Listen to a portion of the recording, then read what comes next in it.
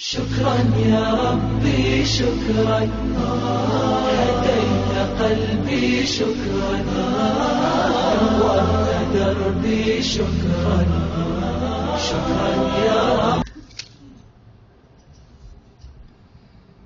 Court marriage کے بارے میں کسی بھائی نے سوال کیا ہے کہ ولی راضی نہیں ہوتا،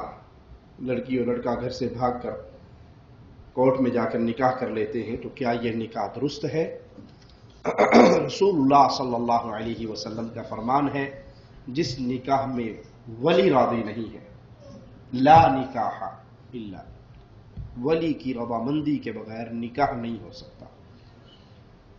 جو لڑکی اپنے گھر سے بھاگتی ہے، ماں باپ کی عزت کو خاک میں ملاتی ہے، ان کی پگڑی کو اچھالتی ہے اور کورٹ میں جا کے لو میرج کر لیتی ہے، وہ زنا کر رہی ہے، وہ بدکاری کر رہی ہے،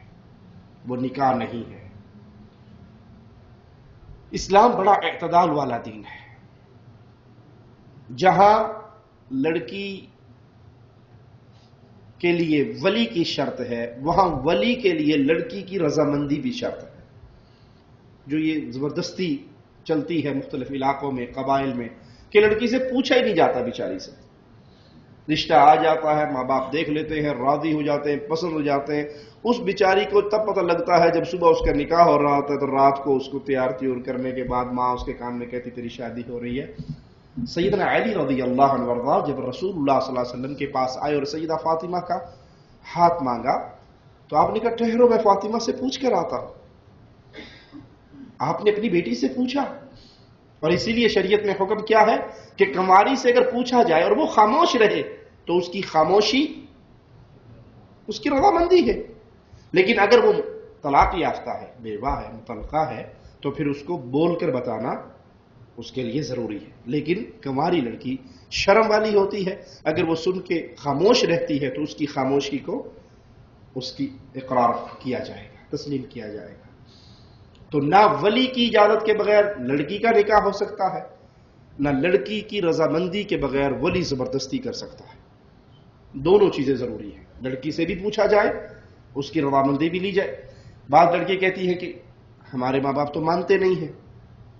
جہاں ہم کرنا چاہتی ہیں وہاں ماں باپ نہیں مانتے، تو اس کا معنی یہ ہے کہ آپ عشق مشوقی کے گھوڑے میں بیٹھ کے چل رہی ہیں۔ اگر یہ ثابت کر دیا جائے قاضی کے سامنے کہ میرا ولی ظالم ہے، وہ لڑکی کو بیچنا چاہتا ہے مثال کے طور پہ،